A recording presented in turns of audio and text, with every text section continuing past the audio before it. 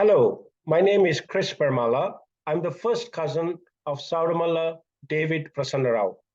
As he was the oldest first cousin on my mother's side, we affectionately called him Pedabavaya. Now, last year we met to celebrate the life of Pedabaya. Our wounds were fresh and we were still grieving his loss.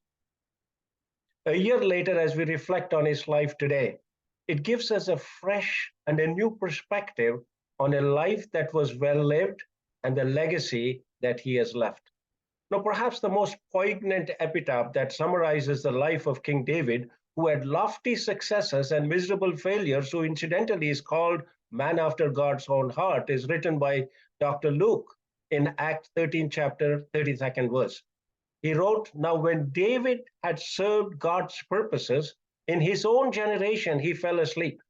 As I've been reflecting on the life of Pedabavaya, I believe it is true that, like King David of old, this Saudamalla David served God's purposes in his own generation for 8 decades.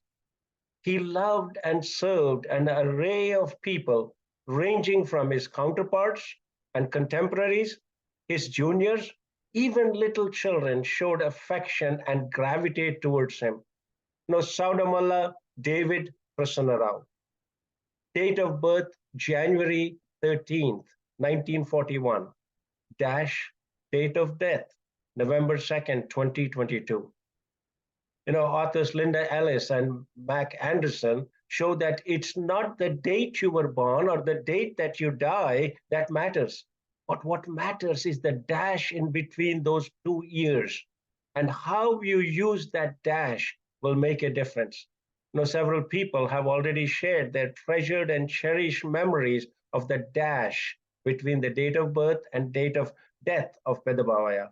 I too want to share a couple of my cherished memories of my Pedabavaya. Now, although I left India 43 years ago, we kept in regular touch with him. Chris Manaka and I, and Pedabavaya, we would talk on the phone periodically and also kept in touch with their sons.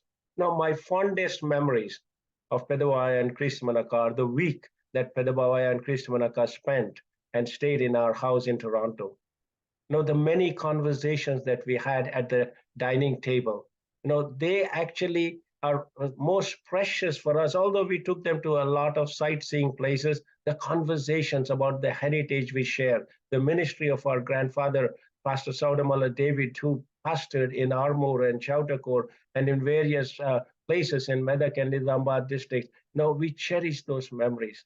We had lots of fun and we built meaningful memories.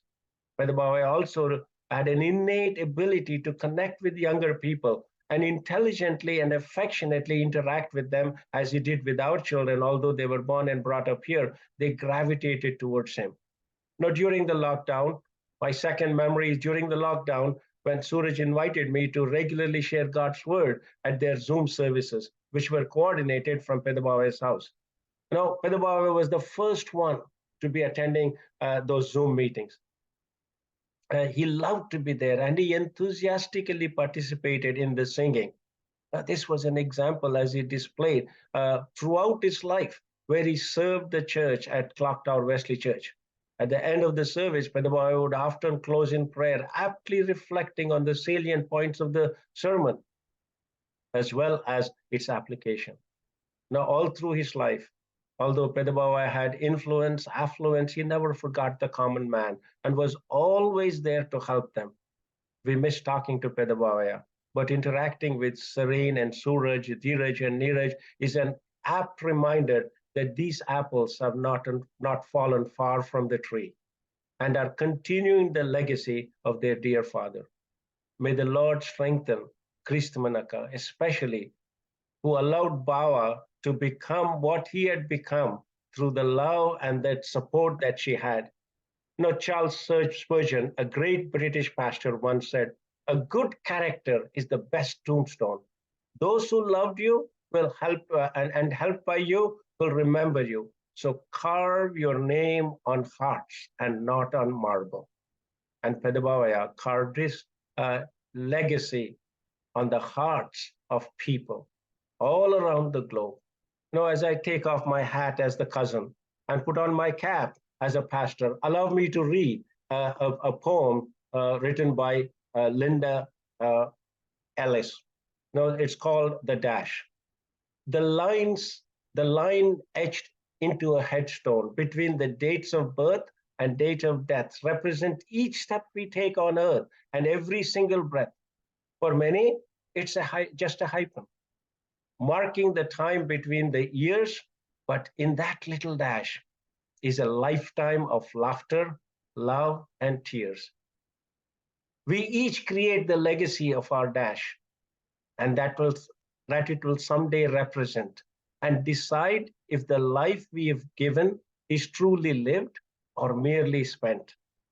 Some deem themselves successful if they can spend large amounts of money.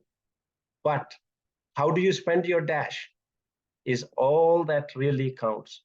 Now, success should not be measured in what you can buy or own, but in how you feel about the person you are with when you are alone. Memories in the making are happening now and happening here. So take the time, make the time before they disappear. Time steals our days, our hours before we recognize the theft. And we live each day not knowing how much of our dash is left.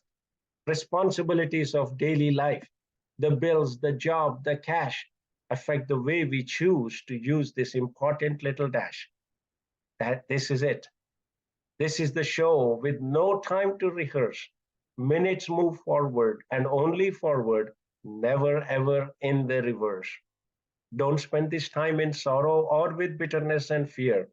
The future may be uncertain, but right now, you and I have our time to build into our dash. So may God help us to not only live a life that is glorifying to God, but live a legacy where our acts of goodness are etched on the hearts of people. God bless you.